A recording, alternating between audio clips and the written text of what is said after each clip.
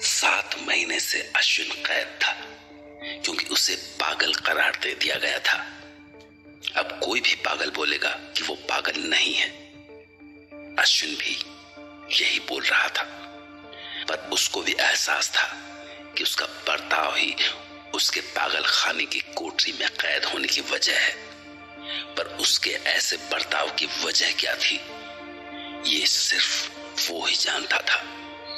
लगभग 7 महीने पहले हुए एक हादसे ने उसके जहन में ऐसा खौफ भर दिया था, जो आज भी अंधेरा होते ही परछाइयों की गहराई से निकल आता था। हर रात पिछले 7 महीनों से लगातार। पर अब उसने ठान लिया था कि उसे इन अंधेरे की परछाइयों से आजाद होना है, क्योंकि उसे रोहिणी को बचाना था, जो उसी की तरह बदनसीबी भुगत रही थी। क्योंकि उसने भी वही खौफ देखा था, वो खौफ जिसकी वजह इंसानी तो हरगिज नहीं थी। बस और 2 दरवाजों को पार करना है। मोहन की चाबी का भरोसा है। फिर रमन भी नहीं सुधरेगा, और ये रात को जितना चिल्लाएगा वो उतना इलेक्ट्रिक शॉक देंगे उसे। बस उस दरवाजे के पार चला जाऊं, उसके बाद तो खुला मैदान है।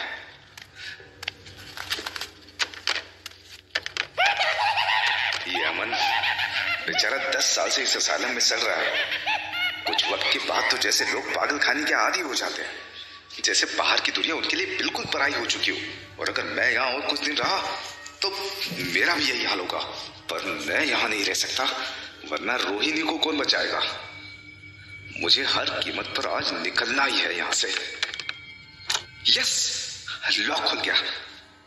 डोर को धीरे से खोलूंगा, वरना गार्ड को सुनाई पड़ सकता है। साला गार्ड आ रहा है, उसके निकलने का इंतजार करना होगा। हे भगवान, 7 महीने हो गए, पर फिर भी उस दिन की दहशत कम नहीं हुई। अब भी हर रात ऐसे लगता है कि परछाइयां मेरा पीछा कर रही हैं, मौका ढूंढ रही है कि मुझ पर टूट पड़ने का। जैसे अंधेरे में रह के मुझसे मजाक कर रही हो, जैसे मुझे अंदर से तोड़ने की मुराद हो उनकी। ना, मैं खुद को माफ नहीं कर पाऊंगा रोहिणी को उस जगह पर ले जाने के लिए। मेरे की एक ही सजा दोनों को भुगतनी पड़ रही है, और ना जाने कब तक भुगतनी पड़ेगी। गार्ड दूर जा रहा है, अभी मौका है निकलने का। बस ये लास्ट डोर खुल गया। अब मुझे गेट तक बिना किसी के ध्यान खींचे चुपचाप पहुंचना है। आज अमावस है तो पूरा अंधेरा है, बस सर्च लाइट की चपेट में नहीं आना है। अब धीरे धीरे आगे बढ़ता हूं।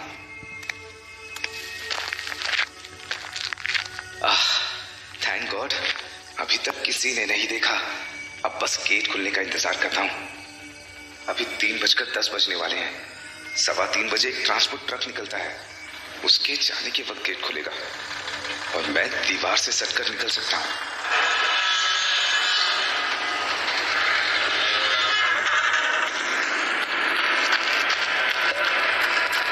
हे भगवान, शुक्र है तेरा, मैं निकल गया। आजादी, कैद खाने से आजाद। नहीं, अभी भी खतरा है। मुझे यहाँ से जितना दूर हो सके उतना दूर जाना होगा। मोहन मेरे लिए पास ही क्रॉसिंग पर कार लेके इंतजार कर रहा होगा। मुझे इन झाड़ियों से जाना चाहिए। मुझे रोड अवॉइड करनी होगी।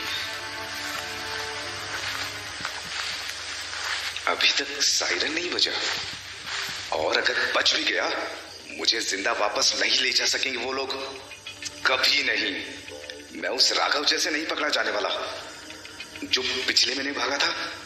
मैं उसके जैसे सच में पागल थोड़ी ना हूं। ये डॉक्टर क्या समझेंगे कि मुझ में यहाँ क्या बीतती है। मैंने क्या देखा नहीं है? इन्हें बस लॉजिक और थियरी की समझ है। But if they want proof, then I will give them bloody proof that I am not insane, और ना ही रोहिणी पागल है। अरे हाँ, वहां पे 2 हेडलाइट दिखाई दे रही है। आसपास तो पूरा सुनसान है। ये मोहन ही होगा।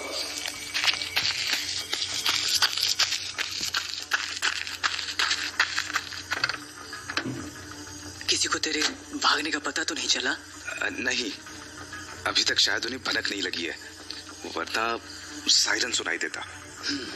वैसे देर सवेर पता चल ही जाएगा। कल सुबह के अखबार में भी शायद न्यूज आ जाए। अब निकलते हैं यहाँ से। पर अभी तक तूने रोहिणी को नहीं छुड़ाया। अभी निकलते हैं, उसके बारे में बाद में बात करेंगे। तू मुझसे कुछ छुपा रहा है? साफ साफ बोल, रोहिणी कैसी है? अरे मेरी बहन है, मैं उसे ऐसे पागल खाने में सड़ने देने नहीं वाला। पर अभी निकलते हैं। जब इन लोगों को पता चलेगा कि तू फरार हो गया है, ये फौरन आसपास के रोड पे नाकाबंदी कर देंगे। तो निकलते हैं यहाँ से जल्दी। हे भगवान, पता चल गया उनको। मैं जीते जी वहां वापस नहीं जाने वाला, किसी भी हालत में नहीं। अब चाहे कुछ भी हो जाए, मैं ये साबित करके रहूंगा कि मैं पागल नहीं हूँ। तू गाड़ी स्टार्ट कर। पीछे एक जोड़ी कपड़े रखे हैं, चेंज कर ले फटाफट, वरना चेकिंग हुई तो तेरी असाइलम की यूनिफॉर्म हमें फंसा देगी। ठीक है, मैं चेंज करता हूँ, तू गाड़ी पकड़ा। ये डॉक्टर कुमार और डॉक्टर आहूजा साले खुद को क्या भगवान समझते हैं? Those two bastards didn't even try to understand for a minute what happened to us. सीधा स्टेटमेंट पे साइन कर दिया कि हम दोनों पागल हैं। वो दोनों इस शहर के क्या, इस स्टेट के जाने माने साइकोलॉजी स्पेशलिस्ट हैं। और तुम दोनों की किस्मत खराब थी जो तुम दोनों उन लोगों को असाइंड हुए।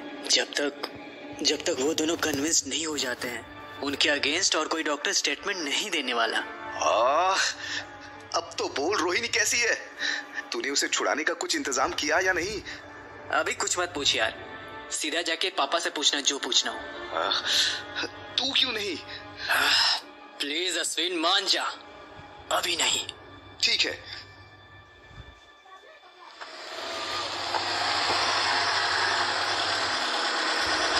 तू अब यहाँ पर सेफ है। पुलिस या कोई भी इतनी जल्दी यहाँ तक नहीं पहुँचेगा। क्यों? तू नहीं आ रहा आगे? नहीं, मैं गंगापुर असाइलम जा रहा हूँ। रोहिणी से मिलने? मैं भी आता हूँ। पागल मत बन अश्विन, पुलिस को अभी तेरी तलाश है। तो चुपचाप अभी पापा के पास जा। रोहिणी को छुड़ाने का मैं कुछ इंतजाम करता हूँ। पर तू जा घर के अंदर, अब मैं और कुछ नहीं सुनने वाला। चलता हूँ।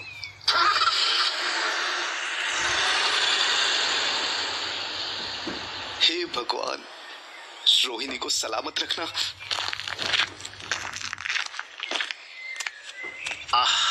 अश्विन, कैसे हो बेटे? कैसा हो सकता हूँ अंकल? मेरी वजह से जो हम लोग पिछले 7 महीने से भयानक सपने के अंदर फंसे हुए हैं, बस मैं उस गुनाह के बोझ के नीचे दबता चला जा रहा हूँ। नहीं अश्विन, जो भी हुआ इट वॉज एन एक्सीडेंट। मैंने तुम्हें कभी इसके लिए जिम्मेदार नहीं समझा, और तुम भी अब खुद को दोष देना बंद करो। अंकल, क्या आपने रोहिणी को छुड़ाने की कोशिश की है? तुम्हें क्या लगता है अश्विन, मैंने अपनी सारी ताकत आजमा ली, पैसा, पोजीशन, कनेक्शन, सब कुछ, पर वो दोनों doctors they are too stubborn. और वैसे भी रोहिणी। क्या हुआ अंकल? कैसी है रोहिणी? वो अभी तक उस हादसे से उभर नहीं पाई है। अंधेरा होते ही उसमें दहशत भर जाती है, ऐसे डर की पत्ते जैसी कांपने लगती है वो, जैसे वो अभी भी उस मनहूस जगह में कैद हो, उस रेड रिवर इन में। हे भगवान। और जब तक वो उन यादों को भूल नहीं पाएगी या उन पर काबू करना नहीं सीख लेगी, ये कुमार और आहूजा उसे उस पागल खाने से निकलने नहीं देंगे। नहीं अंकल, मोहन उसे छुड़ाने गया है। देखना, वो भी भाग निकलेगी जैसे मैं भाग आया। I am afraid she may not be able to escape like you. वो इस मेंटल स्टेट में नहीं है कि वो कुछ चालाकी से सोच सके।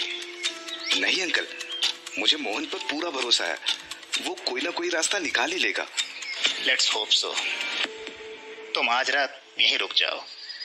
नहीं अंकल, मेरा यहाँ ज्यादा देर तक रुकना सही नहीं होगा। पुलिस या पागल खाने वाले पहले आके यही ढूंढेंगे मुझे, रोहिणी के घर पे।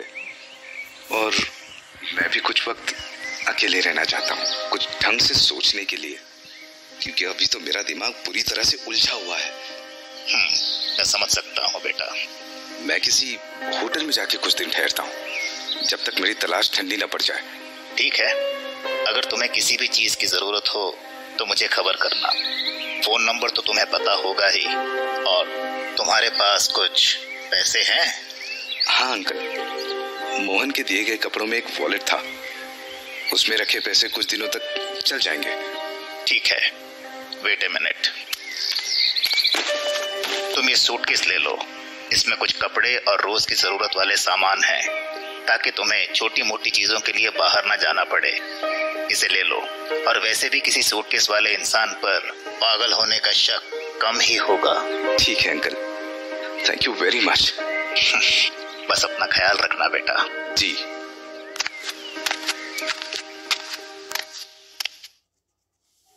7 महीने की कैद के बाद अश्विन अपने दोस्त मोहन की मदद से पागल खाने से भाग निकला। मोहन वहां से अश्विन को अपने घर ले गया, पर अश्विन की असल चुनौती अब शुरू होनी थी, क्योंकि अब उसे ये साबित करना था कि वो और उसका प्यार यानी रोहिणी पागल नहीं थे, और उनके साथ हुआ हादसा कोई कहानी नहीं बल्कि हकीकत थी। खुद को पुलिस के चुंगल से दूर रखने के लिए अश्विन ने कुछ दिन एक छोटे से होटल में ठहरने का फैसला किया। तो वो मिस्टर राजधारी से विदा लेकर निकल पड़ा, पर दरअसल अश्विन पागल खाने से भाग जरूर निकला था, पर अपने अंदर के खौफ से नहीं। वो खौफ आज भी उसके भीतर बहुत गहरे बैठा था। ऐसे बड़े बड़े तो बस वक्त बर्बाद हो रहा है। यहां करूं भी तो क्या करूं? पता नहीं मोहन रोहिणी को कैसे छुड़ाएगा। अंकल कह रहे थे कि उसकी हालत कुछ ठीक नहीं है। ओह गॉड, पर अंकल के दिए सूटकेस में क्या रखा है?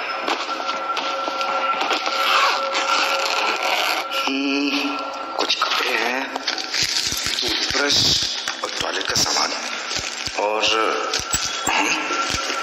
ये तो रिवॉल्वर है और 10 राउंड गोलियां भी। शायद अंकल बहुत आगे की सोच रहे थे, और देखा जाए तो ये सबसे जरूरी चीज भी है। शाम होने लगी है, फिर से वही अंधेरा और परछाइयां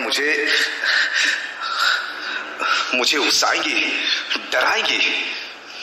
नहीं, मुझे ऐसे खाली नहीं बैठना चाहिए। असाइलम में भी ऐसे खाली बैठे रहने पर मेरे दिमाग में सैकड़ों डर उमड़ पड़ते थे। मुझे कुछ करना होगा। हाँ, मुझे एक कार चाहिए होगी। राजधानी अंकल से बात करनी होगी।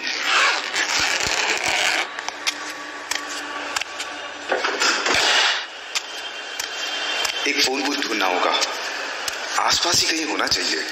मैं बाहर जाके कोई गलती तो नहीं कर रहा हूं?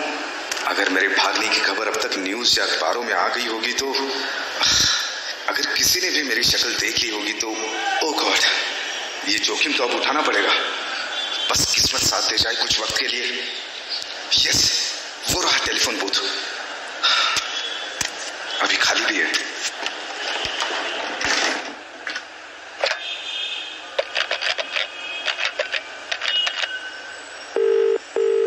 हेलो अंकल मुझे। अरे मनीष बेटा, इतने दिनों बाद मैं यहाँ पे कुछ फंसा पड़ा हूँ। पुलिस अभी घर तलाश रही है, फोन भी टैप हो रहा है। क्या बताऊँ, बहुत परेशानी है मनीष बेटा। पुलिस पहुंच गई वहां पे? क्या पुलिस? क्यों? कैसे? तुम इवनिंग न्यूज़पेपर नहीं पढ़ते क्या? अश्विन असाइलम से भाग निकला है, तो बाकी बातें समझ लो। ओह, अब समझा। अच्छा, अब तुम बताओ, कहाँ हो, कैसे हो? मैं ठीक हूँ अंकल। अभी अजमेर से जयपुर पहुंचा बस से। बस एक दिक्कत हो गई है। शायद किसी ने मेरा वॉलेट चुरा लिया, या फिर मैंने ही कहीं गिरा दिया शायद। तो अभी मेरे पास टैक्सी के भाड़े के लिए पैसे नहीं है। क्या आप अपनी कार भिजवा सकते हैं? अरे हाँ, क्यों नहीं। तुम एड्रेस बताओ। मैं अभी वो जो निर्वाणा टॉकीज है ना, उसके पास वाले बस स्टैंड के करीब हूँ। आप यहाँ कार भेज दीजिए। ठीक है बेटा, मैं अली को भिजवा दूंगा। अपना ख्याल रखना, अपने पिताजी को मेरा नमस्ते कहना। Thanks uncle. अंकल कार तो भेज रहे हैं, पर मुझे यहाँ इंतजार नहीं करना चाहिए, क्योंकि अगर पुलिस फोन टैप कर रही है तो मुमकिन है कि वो हमारी अब तक की बातचीत पर शक करके मेरे दिए हुए एड्रेस पर पहुंच गई तो मुझे और कहीं पे जाके कार तक पहुंचना होगा। पर कहाँ? गाड़ी आएगी सूर्यानगर की ओर से प्रतापपुर की ओर, तो उसको बिलास चौक से तो गुजरना होगा। हाँ, मैं वहीं पर जाकर कार को रोक सकता हूँ, और वैसे भी मैं उनके ब्लू एम्बेसडर को कहीं पर भी झट से पहचान सकता हूँ।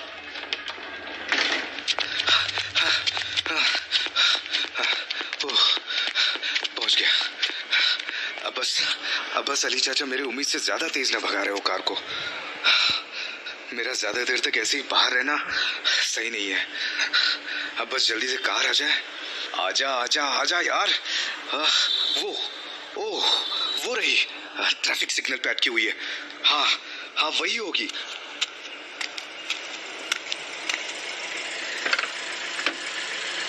खुदा का शुक्र है अश्विन बाबू, आप सलामत हैं। मुझे भी बहुत फिक्र हो रही थी आपकी। बस आप लोगों की दुआ है अली चाचा कि मैं अभी तक ठीक हूँ। अब बोलिए किधर चलना है? नहीं चाचा, मैं अब आपको किसी मुश्किल में नहीं डालना चाहता। अरे आप मेरी चिंता मत कीजिए, मैं आपके काम आ सकूं उससे बड़ी बात क्या हो सकती है। एक से भले दो, है ना? वैसे भी राजधारी साहब का हुक्म है कि आपकी मदद करना है। अब बोलिए क्या खिदमत कर सकता हूँ? अच्छा, तो फिर चलिए कथेरीगंज। कथेरीगंज? वही गांव जहाँ पे? हाँ वही गांव, और उस रेड रिवर इन, वहाँ चल रहे हैं। या खुदा हमारी हिफाजत करना। खुदा तो हमारी हिफाजत करेंगे, बस उम्मीद है कि हमारी गुहार उस नापाक जगह से भी उन तक पहुंच पाएगी। अश्विन के पीछे पुलिस पड़ी थी, पर वो उससे बचकर खुद ब खुद दूसरे खतरे की ओर बढ़ता जा रहा था। उस खतरे की ओर जिसने उससे उसकी पहले की जिंदगी छीनी थी।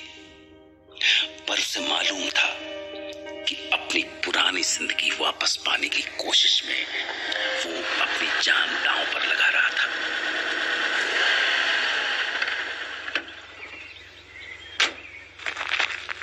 कथेरीगंज गांव, हीरालाल की सराय, ये जगह आज भी जैसे की तैसी है, जैसे इस पर वक्त का असर ही नहीं होता।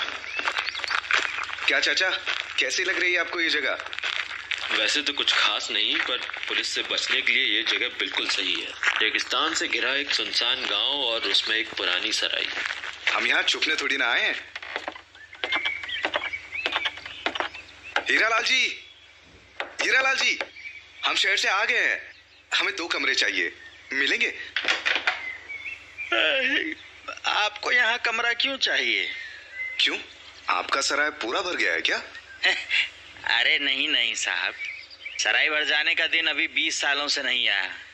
मिल जाएगा आपको कमरा। कितने दिनों के लिए चाहिए? वो अभी हमने तय नहीं किया है, पर आप ये 3 दिन का एडवांस रख लीजिए। ठीक है। वैसे आपका कथेरीगंज किस सिलसिले में आना हुआ? वो क्या है कि आजकल यहाँ शहर से ज्यादा लोग नहीं आते ना।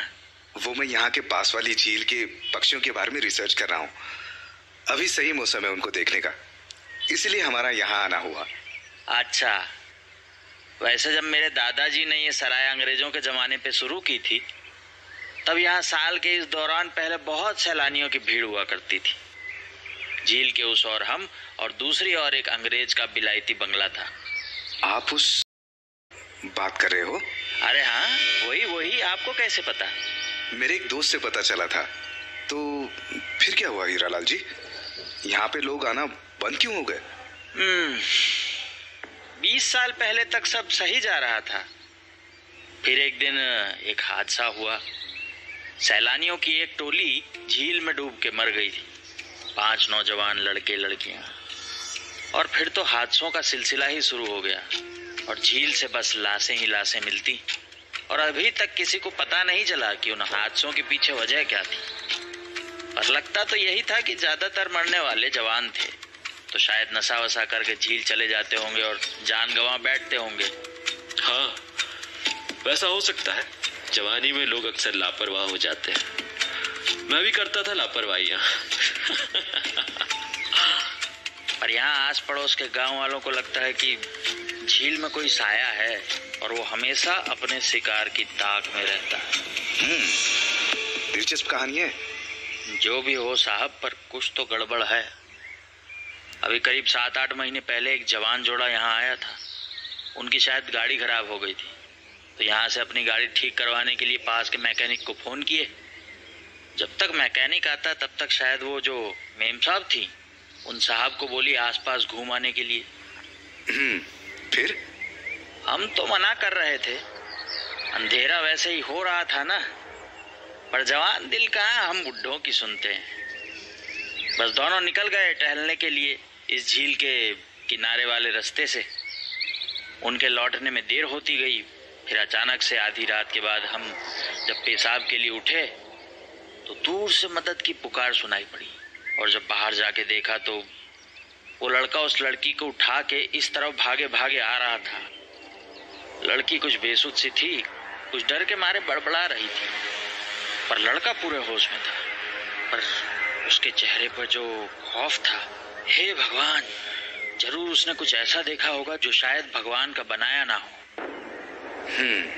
फिर क्या हुआ? अब वो लड़का आके सराय के सामने बेहोश हो गया। मैंने फोन कर दिया पुलिस और अस्पताल को। वो लोग आके उन दोनों को ले गए, और बाद में सुनने को मिला कि दोनों इस सदमे से पागल हो गए। हे भगवान। अच्छा, आपको वो लड़का याद है? अब बुढ़ापे में याददाश्त तो उतनी भरोसेमंद नहीं है, पर हाँ, करीब आपकी कद काठी का था। जब आया था तो बहुत ही हसीन सा नौजवान था। अब भगवान बेचारे पर दया करे। ये शायद मुझे मेरी दाढ़ी में पहचान नहीं पा रहा है, या फिर पागल खाने के 7 महीनों ने मुझे इतना बदल दिया है कि पहचानना मुश्किल हो रहा है। जैसे पहले का अश्विन अब जिंदा ही नहीं रहा। अरे मैं भी कब से आप दोनों को खड़ा करके कहानी सुना रहा हूँ। आइए, मैं आप लोगों को आपका कमरा दिखा देता हूँ। हाँ, चलिए। ये रहा आपका कमरा। खाने के लिए अगर आप 2 घंटे पहले बोल देंगे तो हमारी रसोई भी है, और हमारा लड़का केदार अभी तो है नहीं, पर अगर कोई चीज चाहिए तो आप उससे बोल सकते हैं। ठीक है? शुक्रिया हीरालाल जी। एक्चुअली मुझे एक खत भेजना है जयपुर, तुरंत। कितना टाइम लगेगा पहुंचने में?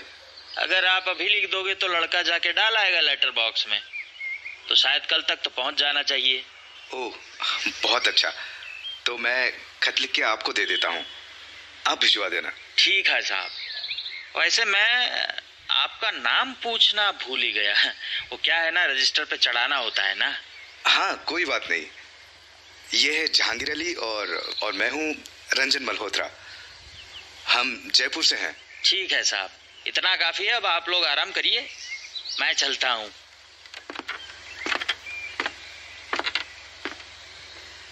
खत किसको लिख रहे हैं जनाब? उन लोगों को लिख रहा हूँ जिन्हें मुझे साबित करना है कि मैं पागल नहीं हूँ।